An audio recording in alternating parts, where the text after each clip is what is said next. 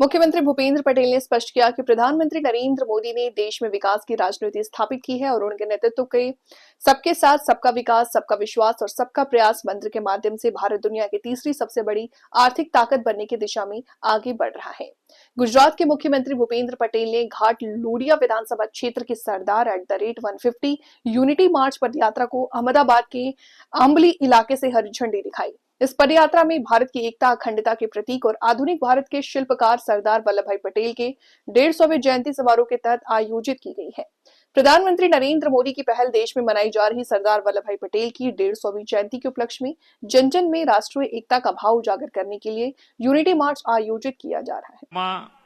मारा साथी मंत्री श्री ऋषिकेश भाई पटेल, श्रीमती दर्शनाबेन वाघेला, अमदावाद महानगरपालिकाना मेयर श्रीमती प्रतिभाबेन जैन, सांसद श्री दिनेशभाई मकवाणा, श्री नरहरिभाई अमीन, मारा सौ साथी धारासभ्य श्री विजयनगर स्टेटना श्री राव साहेब विजयवर्धन सिंह जी, गौफ स्टेटना श्री कृष्णराज सिंह जी चुडासमा, गांगड़ स्टेटना श्री रघुवीर सिंह जी वाघेला, उमेटियाना स्टेटना श्री भगीरथ सिंह जी वाघेला, मांडवगढ़ स्टेटना श्री पूजाबापू वाड़ा, बाल आयोगना चेरमेन श्री धर्मिष्ठाबेन गज्जर, शहरना प्रमुख श्री प्रेरक भाई शाह, अमदावाद शहरना प्रभारी श्री रजनीभाई पटेल, अमदावाद महानगरपालिकाना सौ पदाधिकारी अधिकारीगण, आमंत्रित सर्वे महानुभावों, प्रेस मीडियाना मित्रों, सौने मारा नमस्कार। विश्व नेता ने अपना लोकलाडीला वडाप्रधान तथा एक भारत श्रेष्ठ भारतना प्रेरणा स्त्रोत श्री नरेंद्रभाई मोदीना नेतृत्वમાં દેશભરમાં સરદાર સાહેબની 150મી જન્મ જયંતિ ભવ્યથી ભવ્ય ઉજવણીનું આયોજન થયું છે। આ અંતર્ગત આપણે સરદાર સાહેબના એકતાના કાર્યો અને વડાપ્રધાનશ્રીએ આપેલા એકતાના મંત્રને જન જન સુધી પહોંચાડવા વિધાનસભા વાઇઝ યુનિટી માર્ચ એટલે કે પદયાત્રા યોજી રહ્યા છીએ। આ પદયાત્રામાં જોડાયેલા ઘાટલોડિયા વિધાનસભાના સૌ નાગરિકોને ખૂબ ખૂબ શુભકામનાઓ પાઠવું છું।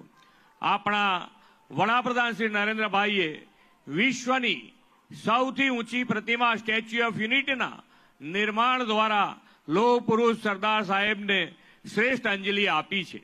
સરદાર સાહેબની આ પ્રતિમા વિશ્વભરમાં ભારતના સામર્થ્ય અને ગૌરવવંતા ઇતિહાસનું જીવંત પ્રતીક છે।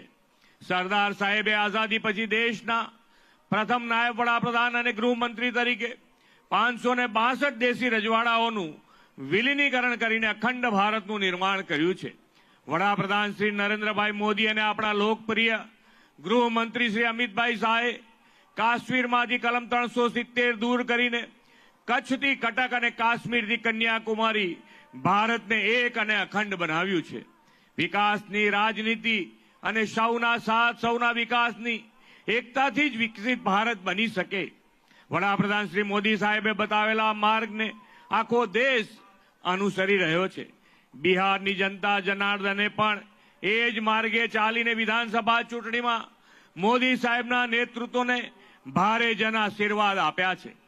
રન ફોર ડેવલપમેન્ટ વિકાસની રેસમાં સૌના સાથ સૌના વિકાસ, સૌનો વિશ્વાસ અને સૌના પ્રયાસના મંત્રથી ભારત ત્રીજી મોટી આર્થિક મહાસત્તા બનવા તરફ શ્રી મોદી સાહેબના નેતૃત્વમાં આગળ વધ્યો છે।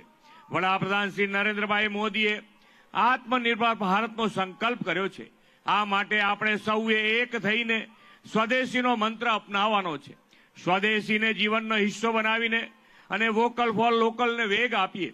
સરદાર સાહેબને આદરપૂર્વક યાદ કરીને આપણે સૌ પ્રતિજ્ઞા લઈએ કે જ્યાં હોઈએ ત્યાંથી દેશની એકતાનો, અખંડિતતાનો, સ્વદેશીનો સંદેશ આત્મસાત કરીશું।